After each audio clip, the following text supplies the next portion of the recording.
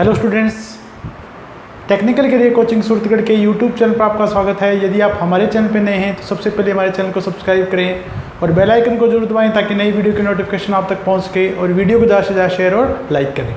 तो अब तक देखें बच्चों, अब तक अपन सिंगल फेज ट्रांसफार्मर के दो पार्ट पढ़ चुके। तो बच्चों देखें सेकंड पार्ट में बच्चों देखें अपन वोल्टेज रेशियो, टर्न रेशियो और धारा रेशियो की बात अपन कर रहे थे बच्चों।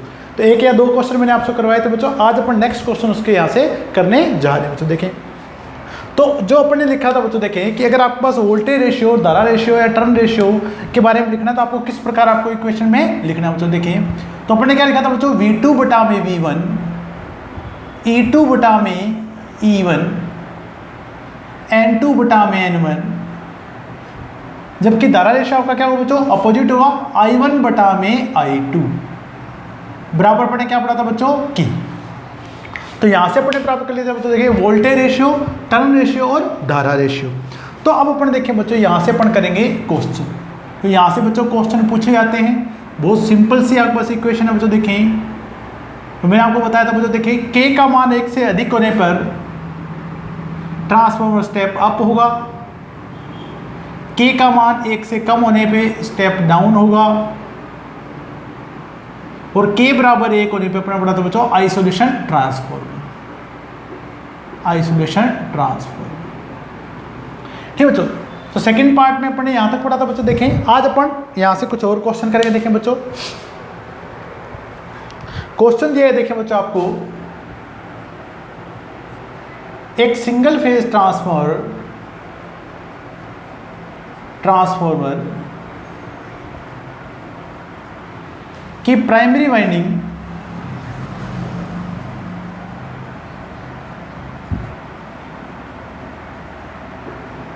में गेरों की संख्या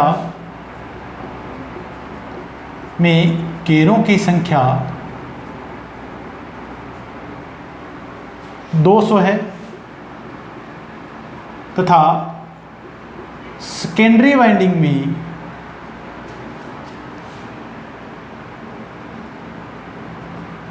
गेरों की संख्या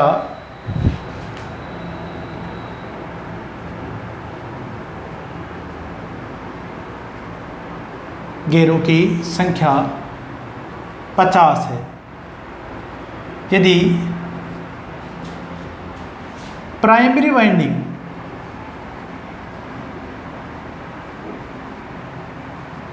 के सिरों पर आरोपित वोल्टता का मान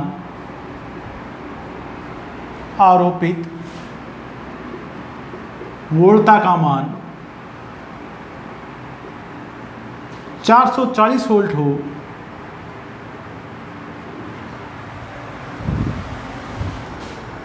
हो तो सेकेंडरी वाइंडिंग से संयोजित भार के सिरों पर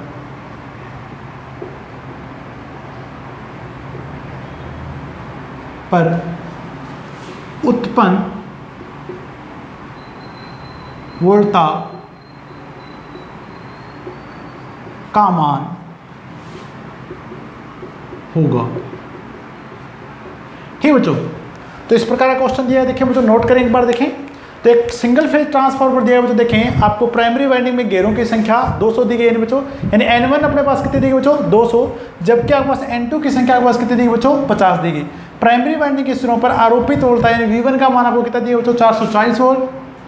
भार के सिरों पर उत्पन्न वोल्टता का मान आपको ज्ञात करना है, यानी आपको V2 का मान ज्ञात करना है बच्चों। देखिए तो यहाँ अपन इक्वेशन से देखें बच्चों, सबसे पहले आपको टर्न रेशियो यहाँ से ज्ञात करना पड़ेगा, यानी के का मान आपको ज्ञात करना होगा। अब देखिए बच्चों के अपने बराबर क्या देखें बच्चों, यहाँ पे N2 बटा में N1 बराबर अपने पास क्या बच्चों के। अब देखिए बच्चों N2 की संख्या को दी गई बच्चों 50, N1 की संख्या कितनी दी बच्चों 200 के। तो के का मान आपके पास प्राप्त हो बच्चों 1/4। अब देखिए बच्चों के का मान आपके पास 1 से कम है तो ट्रांसफार्मर आपका स्टेप डाउन होगा, यानी आपके पास जो बाहर के सिरों पर वोल्टता उत्पन्न होगी बच्चों वो आपके पास क्या होगी बच्चों, प्राइमरी वाइंडिंग के सिरों पर आरोपित वोल्टता क्या होगी बच्चों, कम होगी। ठीक बच्चों, तो अपन इक्वेशन से देखें बच्चों, देखें V2 बटा में V1 बराबर अपने पास क्या बच्चों के, मान रख दीजिए बच्चों देखें V2 का मान आपको ज्ञात करना है बच्चों, V1 का मान आपको दिया गया 440, रेशियो अपने पास कितना बच्चों 1/4, तो V2 बराबर देखिए वज्र गुणा करेंगे 2V2 4V2 बराबर 440, तो V2 बराबर अपने पास है बच्चों 440 डिवाइड बाई 4 यानी 110 वोल्ट।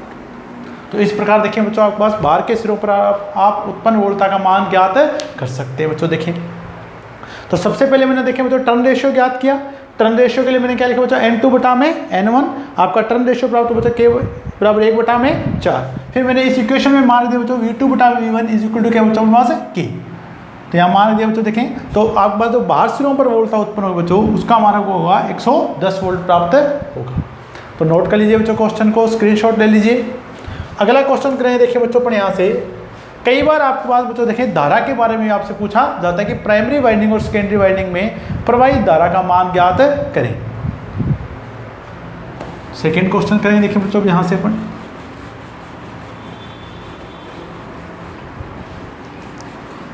बहुत आसान क्वेश्चन है बच्चों और आप एकदम बहुत आसानी से इन क्वेश्चनों को कर सकते हैं बच्चों, सिर्फ आपको इस एक इक्वेशन को ध्यान में रखना है बच्चों। देखिए अगला क्वेश्चन नोट कर रहे हैं, देखें बच्चों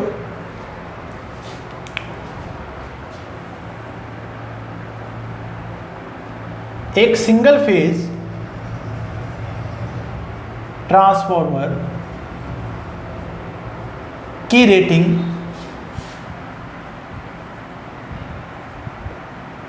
5 kVA है। यदि आरोपित वोल्टता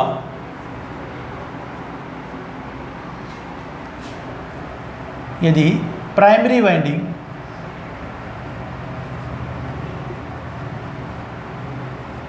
के सिरों पर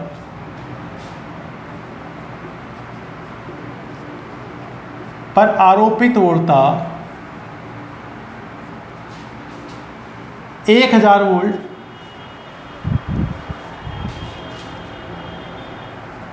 तथा टर्न रेशियो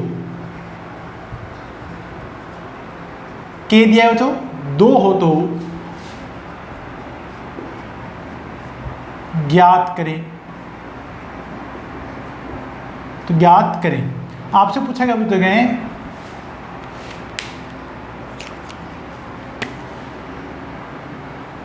आपको प्राइमरी वाइंडिंग में धारा I1, सेकेंडरी वाइंडिंग में धारा I2 और सेकेंडरी वाइंडिंग के बाहर पर आरोपित वोल्टता V2 का मान आपको ज्ञात करना है बच्चों। देखिए ठीक है बच्चों, तो इस प्रकार के क्वेश्चन में देखिए बच्चों अपन क्या करेंगे, आपको यहाँ पे रेटिंग दी गई बच्चों देखिए 5 kV, प्राइमरी वाइंडिंग के सिरों पर आरोपित वोल्टता V1 का मान आपको कितना दिया बच्चों 1000 दिया गया है।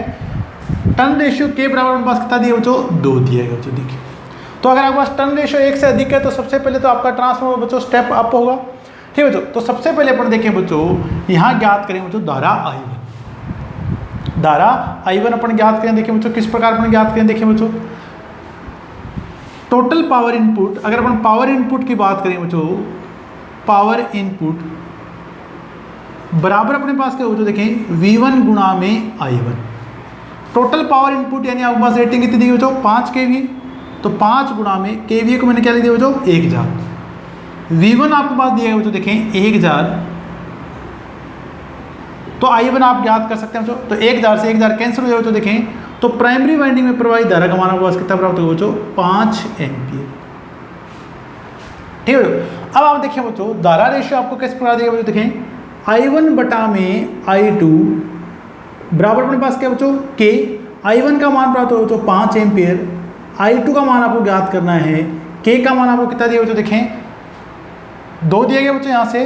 तो आप देखिए बच्चों सेकेंडरी वाइंडिंग में जो प्रवाहित धारा होगी देखिए बच्चों, तो I2 बराबर अपने पास क्या हो बच्चों 2I2 बराबर 5, 2I2 बराबर पास कितना बच्चों 5, तो I2 बराबर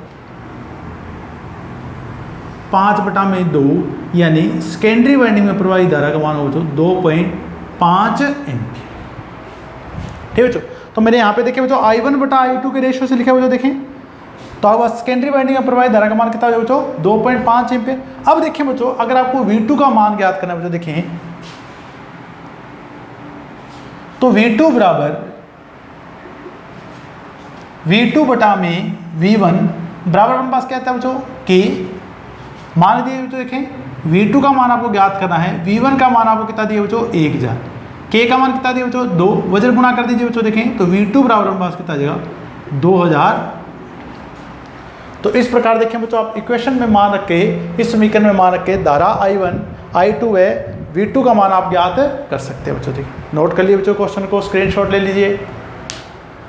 अगला क्वेश्चन करें, देखें बच्चों सिर्फ आपको इसमें मान रखते चले जाना है बच्चों।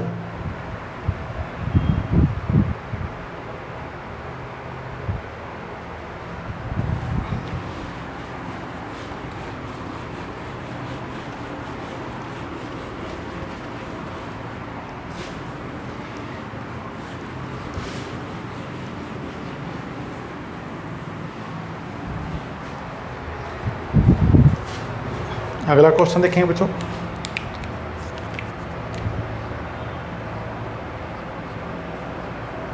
एक single phase transformer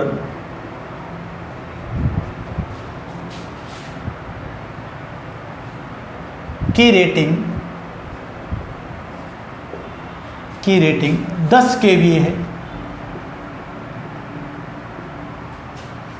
primary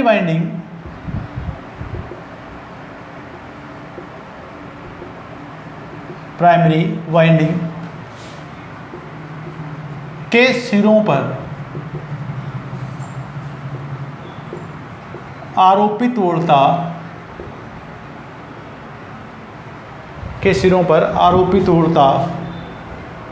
100 volt है। यदि टर्न रेशियो K बराबर 1/4 हो तो धारा I1 यानी प्राइमरी वाइंडिंग में प्रवाहित धारा I1 धारा I1 व I2 का मान ज्ञात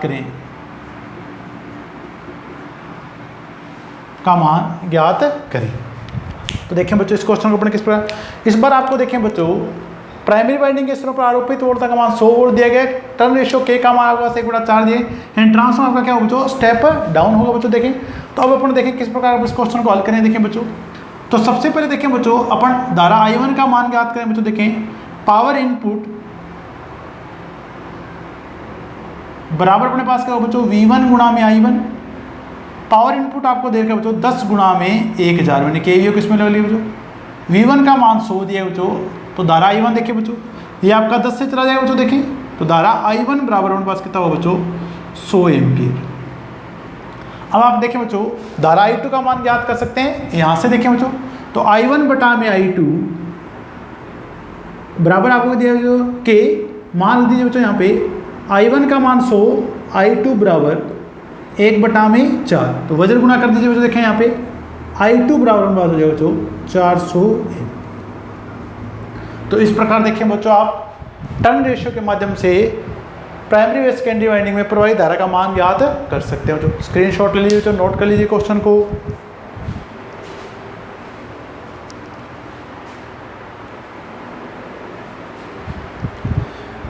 तो इस प्रकार देखें बच्चों आप क्वेश्चन कर सकते हैं। अब अपन नेक्स्ट टॉपिक स्टार्ट करें। देखें बच्चों कि सिंगल फेज ट्रांसफार्मर आपका नो लोड पर किस प्रकार कार्य करता है।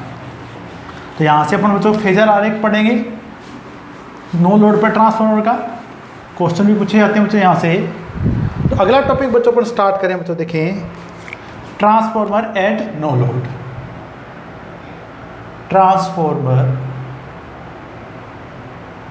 एट नो लोड यानी ट्रांसफार्मर कि सेकेंडरी वाइंडिंग के सिरों पर आरोपित भार का मान कितना बच्चों 0 है बच्चों। देखिए तो सबसे पहले बच्चों देखें अपन डायग्राम बनाएंगे आपसे।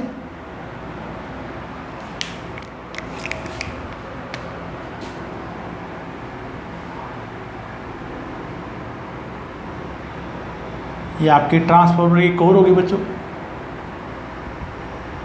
इस पर प्राइमरी व सेकेंडरी वाइंडिंग को लपेटा जाएगा। ठीक है बच्चों।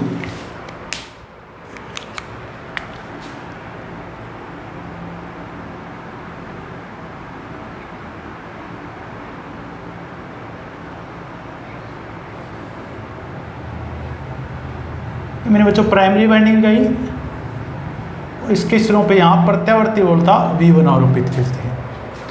सेकेंडरी वाइंडिंग आपके नो लोड पे बच्चों अपन रखेंगे ओपन,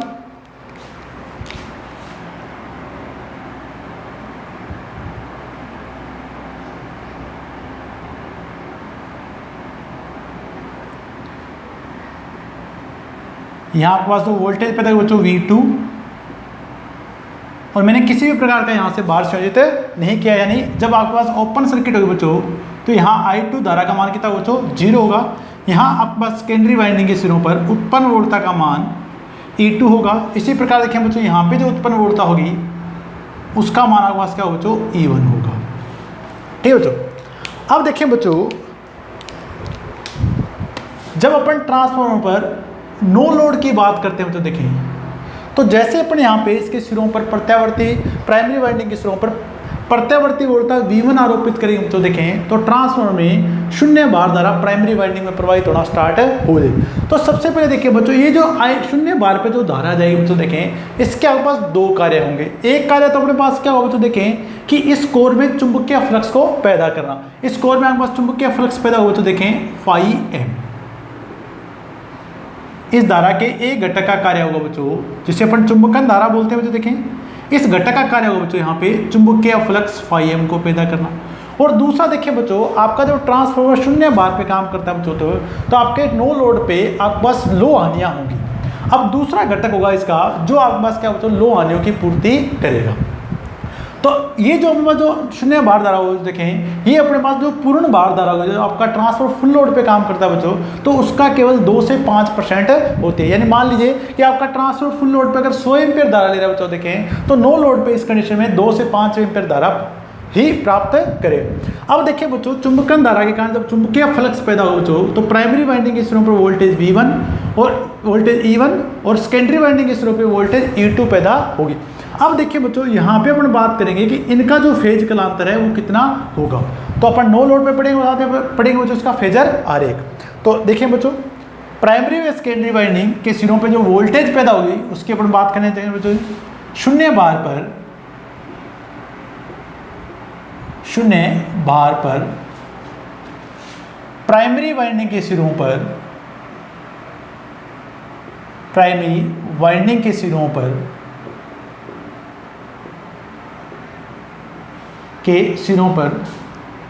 प्रत्यावर्ती वोल्टता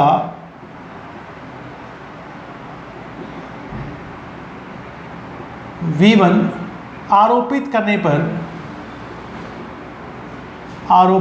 पर प्राइमरी वाइंडिंग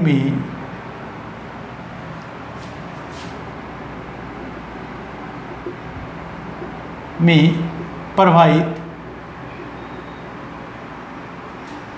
शून्य भार धारा I0 के घटक यानी भाग होगा बच्चों चुंबकन धारा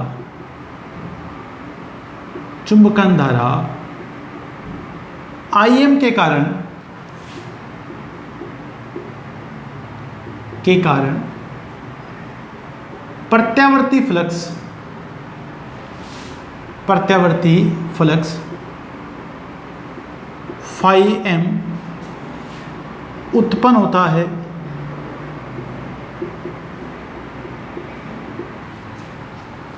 जिसके कारण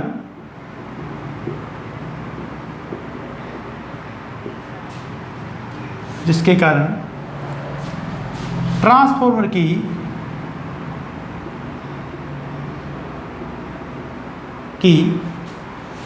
प्राइमरी व सेकेंडरी वाइंडिंग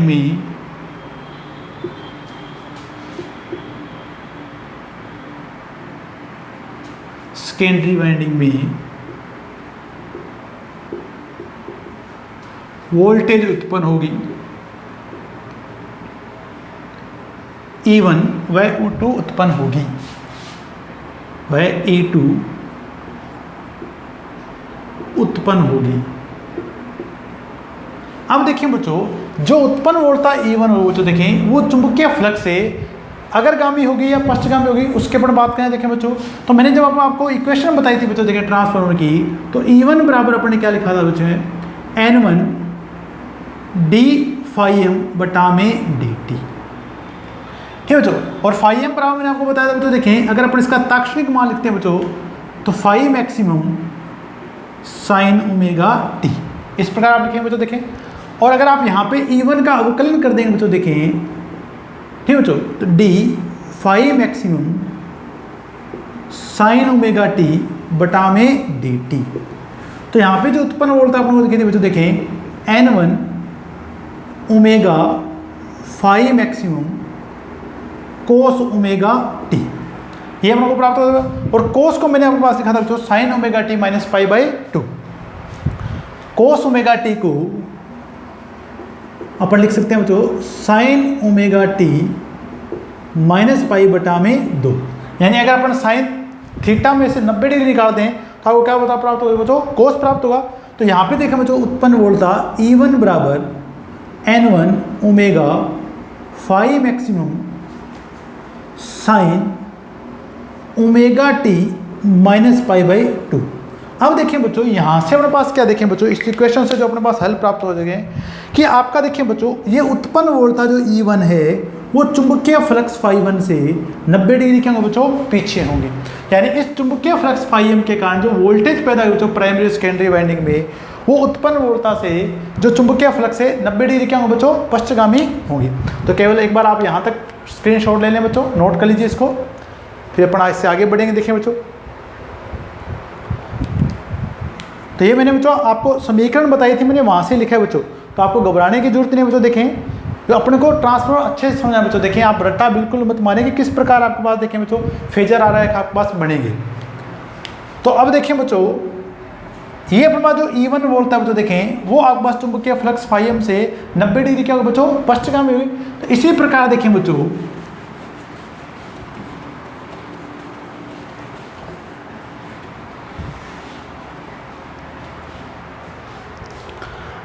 इसी प्रकार सेकेंडरी वाइंडिंग के सिरों पर उत्पन्न वोल्टता, इसी प्रकार सेकेंडरी वाइंडिंग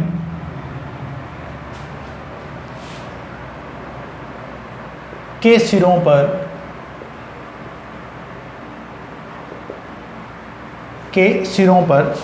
उत्पन्न वोल्टता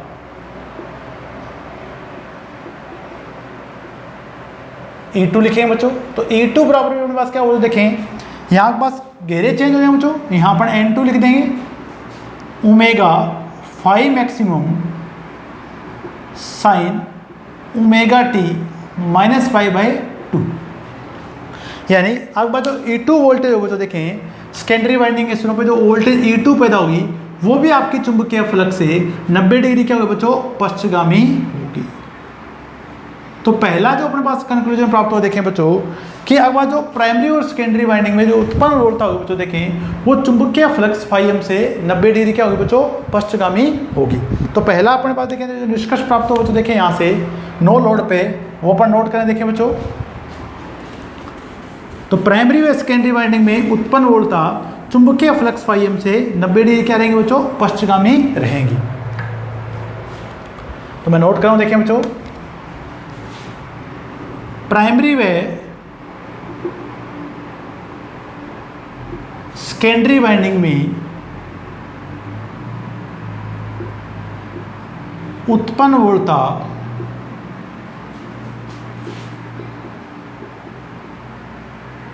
E1 व E2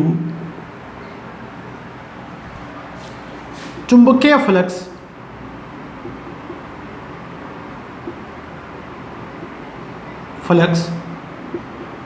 फाई m से 90 डिग्री पश्चगामी होती है।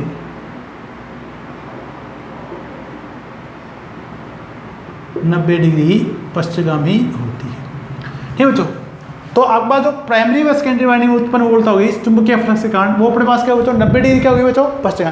अब देखिए बच्चों, मैंने आपको बताया था कि जो आपके पास वोल्टेज E1 है वो आपकी वोल्टेज V1 का क्या करते हैं बच्चों, विरोध करते हैं। देखिए अपने अगर यहाँ प्लस ले रहे हैं बच्चों तो यहाँ अपने पास क्या माइनस, प्लस और प्लस हमेशा एक दूसरे क्या करेंगे बच्चों, विरोध करते हैं। तो मैंने आपको बताया था बच्चों, अगर अपना आदर्श ट्रांसफॉर्म लेते हैं बच्चों तो V1 का मान अपने पास क्या होगा बच्चों, E1 क्या होगा, और जब आप विपरीत लिखते हैं बच्चों तो आप साइन लगाएंगे माइनस का।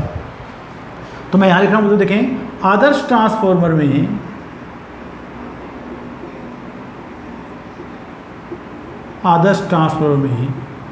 V1 बराबर E1, और ये जो आरोपित जो उत्पन्न वोल्टेज बच्चों इसका विरोध करेंगे लेंज के नियम के अकॉर्डिंग, तो अपने क्या लगाया था बच्चों माइनस। अब माइनस का मतलब ये होगा बच्चों, देखें कि जो आपका जो वोल्टेज E1 पैदा हुई बच्चों, देखें वो V1 से आउट ऑफ फेज होगी, यानी 180 डिग्री क्या हो पीछे होगी। तो यहाँ से अपने पास क्या प्राप्त होगा, देखें उत्पन्न voltage E1 primary winding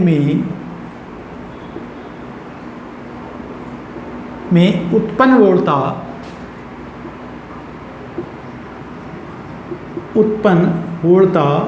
E1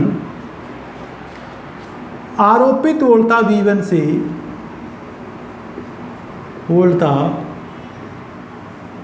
V1 से 180 डिग्री पश्चगामी होगी, 180 डिग्री पश्चगामी होगी। अब देखिए बच्चों यहाँ पे जो प्राइमरी और सेकेंडरी वाइंडिंग में दोनों वोल्टेज जो पैदा हो रही है बच्चों E1 और E2 चुंबकीय फ्लक्स है, दोनों 90 डिग्री क्या बच्चों पश्चगामी है। अगर ये दोनों पश्चगामी है, दोनों बच्चों एक साथ 90 डिग्री पश्चगामी है, तो यानी प्राइमरी वाइंडिंग और सेकेंडरी वाइंडिंग में उत्पन्न वोल्टेज E1 और E2 दोनों इन फेज होगी। इन फेज का मतलब बच्चों इनके बीच में कलांतर कितना डिग्री होगा, 0 डिग्री होगा। नेक्स्ट अपन लिखने में तो देखें प्राइमरी व सेकेंडरी वाइंडिंग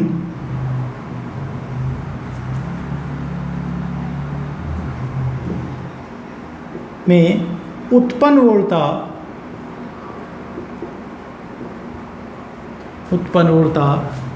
E1 व E2 इन फेज होगी। इन फेज का मतलब होता है बच्चों कि इनके बीच में जो कलांतर होगा बच्चों क्या होगा बच्चों, 0 डिग्री होगा। तो एक बार और देख लीजिए बच्चों, देखिए आसानी से। तो सबसे पहले अपन ने क्या पढ़ा, देखिए बच्चों जो प्राइमरी और सेकेंडरी वाइंडिंग में उत्पन्न वोल्टेज हो जो चुंबकीय फ्लक्स से 90 डिग्री क्या होगा बच्चों पश्चगामी होगी। आदर्श ट्रांसफॉर्मर में बात करें बच्चों V1 बराबर अपने पास क्या बच्चों E1, और अब जो आरोपित वोल्टेज होगा बच्चों लेंज के नियम के इसका विरोध करें तो मैंने माइनस लगाया। माइनस का मतलब अपने पास क्या बच्चों 180 डिग्री पश्चगामी, यानी प्राइमरी वाइंडिंग में जो उत्पन्न वोल्टेज होगी E1 वो आरोपित वोल्टेज V1 से 180 डिग्री क्या होगा बच्चों पश्चगामी होगी। अब देखिए बच्चों प्राइमरी व सेकेंडरी वाइंडिंग में उत्पन्न वोल्टेज E1 व E2 इन फेज होगी। तो पहले आप बच्चों यहाँ तक नोट कर लिए, तो अपने के पास फेजर डायग्राम अपन को बनाना है बच्चों, देखेंगे क्योंकि यहाँ से क्वेश्चन पूछे जा चुके हैं DMRC वगैरह की परीक्षा में, जिसे आप आसानी से बना सकते हैं बच्चों, कोई दिक्कत आपको नहीं होगी। ठीक है बच्चों, तो अब अपन देखें बच्चों आगे बात करेंगे इसके बारे में।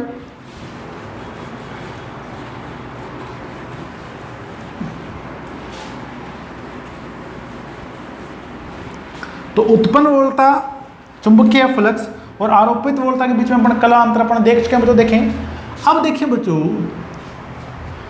इस शून्य भार धारा का जो घटक है बच्चों, देखें चुंबकन धारा IM, उसके कारण चुंबकीय फ्लक्स क्या होगा बच्चों पैदा होगा। अब ये जो हमारा जो चुंबकीय इसका जो शून्य भार धारा का जो घटक IM होगा बच्चों, देखें क्योंकि जो कोर है बच्चों, देखें आपके पास जो कोर पे जो वाइंडिंग लपेटी है बच्चों वो प्योर इंडक्टिव होती है बच्चों। देखें यानी प्योर आपका क्या होगा बच्चों प्रेरक तो होगा, और प्रेरक में प्योर प्रेरक में यानी शुद्ध प्रेरक में आपके पास देखिए बच्चों जो धारा होती है बच्चों वो आरोपित वोल्टेज से 90 डिग्री क्या होती है बच्चों पश्चगामी होती है, यानी शून्य भार धारा का जो घटक होगा बच्चों देखें I0 वो आरोपित वोल्टेज V1 से 90 डिग्री क्या होगा बच्चों पश्चगामी होगा। तो अब अपन बात करें बच्चों देखें शून्य भार धारा के घटक के बारे में।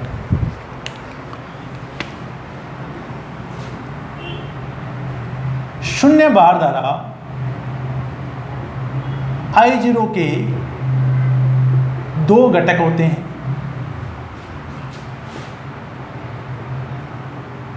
दो घटक होते हैं। पहला घटक अपने पास क्या होता है देखें चुंबकन धारा I, चुंबकन धारा I, अब देखिए बच्चों चुंबकन धारा का काम है बच्चों चुंबकीय जो कोर है बच्चों उसमें चुंबकीय फ्लक्स को उत्पन्न करना। इस धारा का कार्य कोर में चुंबकीय फ्लक्स को उत्पन्न करना होता है। फ्लक्स को उत्पन्न करना होता है।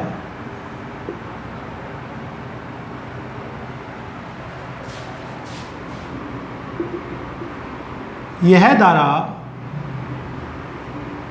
आरोपित उड़ता V1 से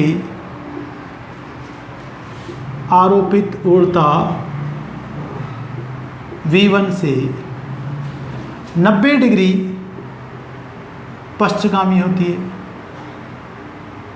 90 डिग्री पश्चिमगामी होती है। और देखिए बच्चों इस धारा के कारण जो चुंबकीय फ्लक्स पैदा होता है बच्चों वो आपके पास देखिए बच्चों इस धारा के इन फेज होता है बच्चों, यानी इन फेज का मतलब कलांतर क्या होता है बच्चों 0 डिग्री होता है।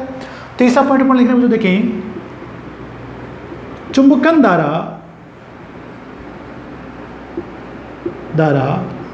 IM के कारण उत्पन्न चुंबकीय फ्लक्स φm उत्पन्न चुंबकीय फ्लक्स φm चुंबकन धारा IM के इन फेज होता है। इन फेज होता है यानी चुंबकन धारा और चुंबकीय फ्लक्स के बीच में आपका जो फेज कलांतर हो तो वो कितना डिग्री हो तो 0 डिग्री होगा। और ये अपने पास धारा आरोपित उड़ता से 90 डिग्री इसलिए पश्चिम जो अपने पास वाइंडिंग के अपन क्या माने बच्चों प्योर इंडक्टिव माने बच्चों। तो नोट कर लीजिए आप यहाँ तक। इसके बारे में बात करें बच्चों, इसके बाद अपन बात करने जा रहे हैं बच्चों देखें दूसरा घटक अपने पास होगा बच्चों कार्यकारी धारा IE।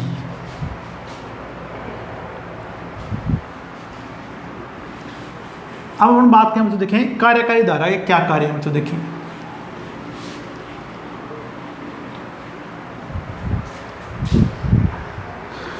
कार्यकारी धारा IE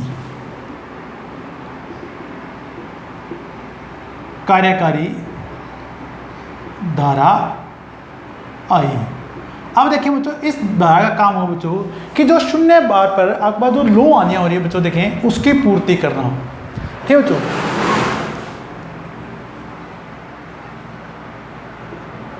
इस धारा का कार्य ट्रांसफार्मर में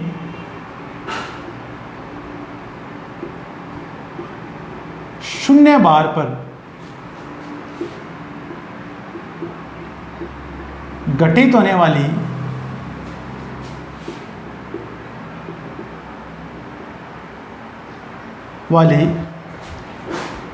लो हानियों की पूर्ति करना होता है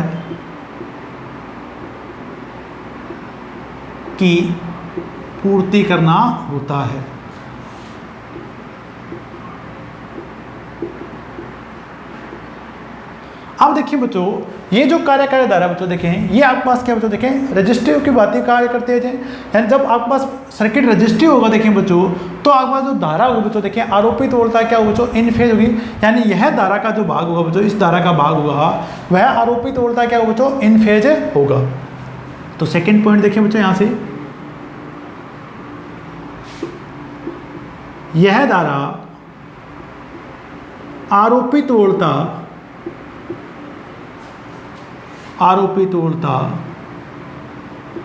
V1 के इन फेज होती है।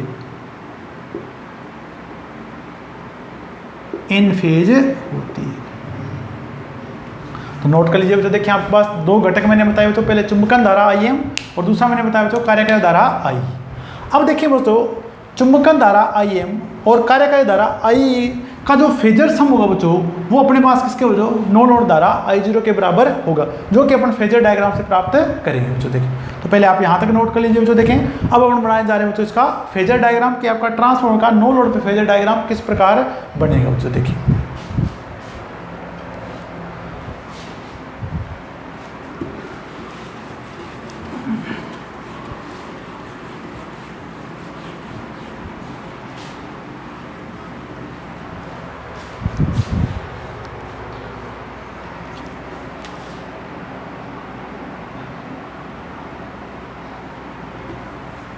तो यहाँ मैं बना रहा हूँ बच्चों phasor diagram at no load, phasor diagram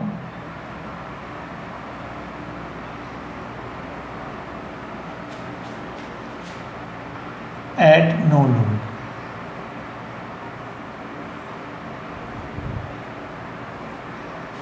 ठीक है बच्चों, अब देखिए बच्चों सबसे पहले अपन बात करेंगे बच्चों कि इसके प्राइमरी वाइंडिंग के सिरों पर अपने प्रत्यावर्ती वोल्टता क्या प्राप्त की बच्चों V1 आरोपित की। तो सबसे पहले देखिए बच्चों मैं यहाँ पे आरोपित वोल्टता V1 को दिखा रहा हूँ बच्चों यहाँ से। ये आरोपित वोल्टता मैंने बच्चों क्या की बच्चों V1 प्राप्त किया बच्चों। देखें अब इस आरोपित वोल्टता के कारण जो बच्चों देखें इस I0 के दो घटक प्रभावित हुए बच्चों। देखें और इसका जो एक घटक था बच्चों देखें वो चुंबकन इस आरोपित वोल्टता से 90 डिग्री क्या था बच्चों पश्चगामी था। अब जब भी आपको पश्चगामी पता करना बच्चों देखें तो जब भी आप पश्चगामी का पता करें देखें बच्चों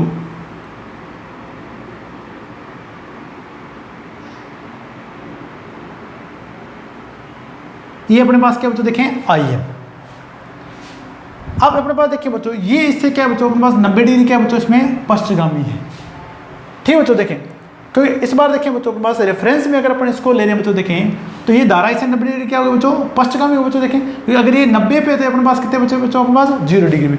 अब ये अपने पास देखिए बच्चों इसी चुंबकन धारा IM के कारण, इसी चुंबकन धारा IM के कारण उत्पन्न हुआ था चुंबकीय फ्लक्स φm, जो कि इन दोनों क्या था बच्चों इन फेज था। तो अब देखिए बच्चों ये धारा IM और चुंबकीय फ्लक्स φm आपको क्या दिखाई दे रहे हैं बच्चों इन फेज दिखाई दे रहे। अब देखिए बच्चों इसी चुंबकीय फ्लक्स φm के कारण आपके पास प्राइमरी व सेकेंडरी वाइंडिंग में वोल्टेज E1 व E2 पैदा होती है बच्चों। जो कि चुंबकीय फ्लक्स φm से 90 डिग्री क्या थी बच्चों पश्चगामी थी। और इस आरोपित वोल्टता V1 के फेज में एक धारा आई थी बच्चों IE, जिसे मैंने बोला था बच्चों कार्यकारी धारा IE। यह आरोपित वोल्टता V1 के इन फेज होगी बच्चों। अब देखिए बच्चों उत्पन्न वोल्टता E1 व E2 इससे 90 डिग्री क्या होगी बच्चों पश्चगामी होगी,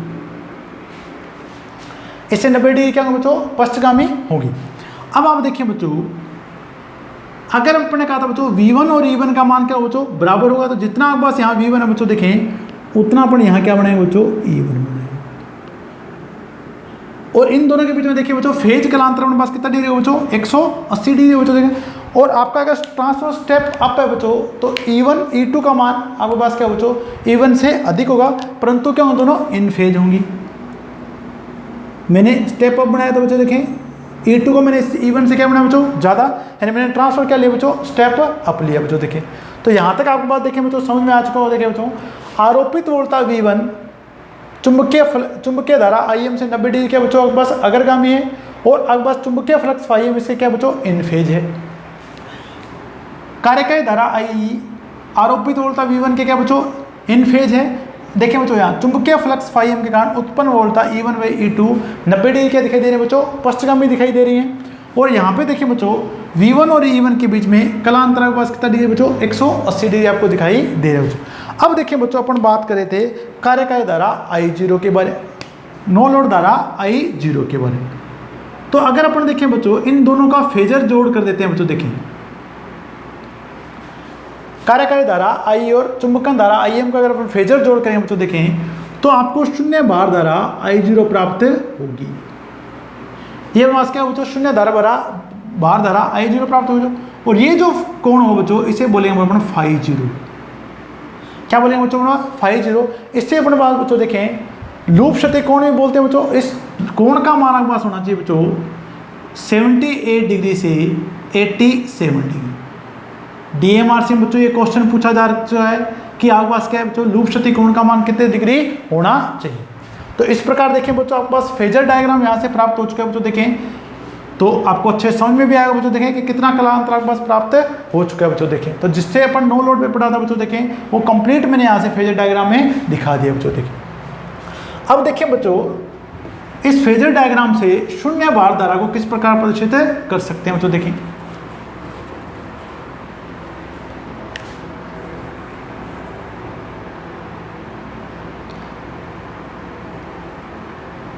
यहां अपने पास धारा देखिए बच्चों IM दिखाई दे रही है बच्चों, यहां कार्यकारी धारा अपने पास क्या दिखाई दे रही है बच्चों, IE। इन दोनों का फेजर जोड़ आपको दिखाएगा बच्चों। देखें नो लोड धारा I0, तो यहां से अपन देखें बच्चों ये आपके पास एंगल प्राप्त होगा बच्चों। देखें φ0, तो अगर अपन यहां से बच्चों देखें पाइथागोरस प्रमेय लगाते हैं बच्चों, I0 की स्केयर बराबर होगा बच्चों IE स्केयर प्लस IM की स्केयर। तो I0 बराबर हमारे पास हो जाएगा बच्चों रूट IE की स्केयर प्लस IM की स्केयर। यदि आप इसे कोण में लिखना चाहते हैं तो देखें तो कार्यकारी धारा IE बराबर हो जाएगा बच्चों I0 cos φ0 एम्पियर और IM बराबर अपने पास हो जाएगा बच्चों I0 sin φ0 एम्पियर।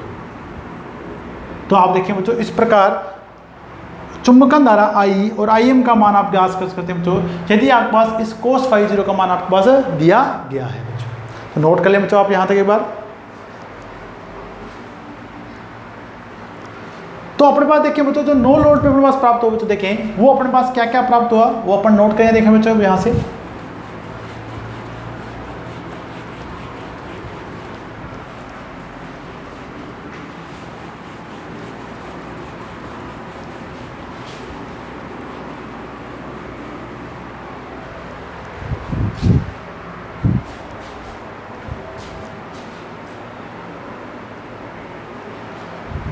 तो नो लोड धारा पर देखिए बच्चों शून्य बार धारा I0 का मान पूर्ण बार धारा का 2 से 5%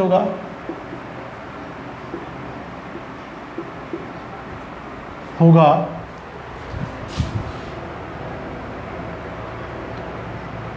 आरोपित वोर्ता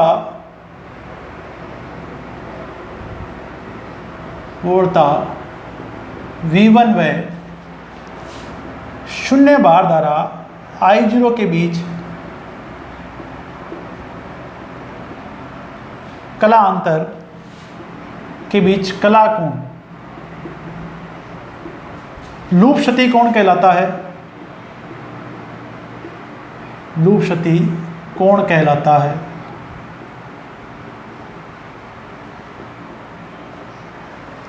जिसका मान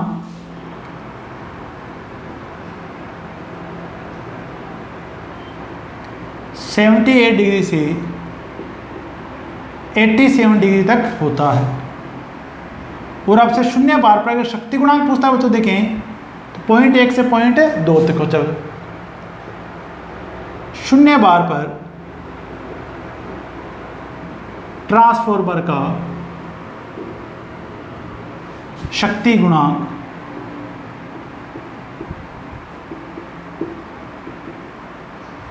शक्ति गुणांक 0.1 से 0.2 होता है। 0.1 से 0.2 पश्चगामी होता है। पश्चगामी जरूर याद रखें बच्चों, कई बार पूछा जा चुका है। पश्चगामी होता है। तो आप नो लोड पे बच्चों फेजर डायग्राम अच्छे से समझ लें बच्चों, और ये पॉइंट आप अच्छे से याद कर लें बच्चों। नेक्स्ट पार्ट में पढ़ेंगे बच्चों अपन फुल लोड पे। आप सभी का बहुत बहुत धन्यवाद।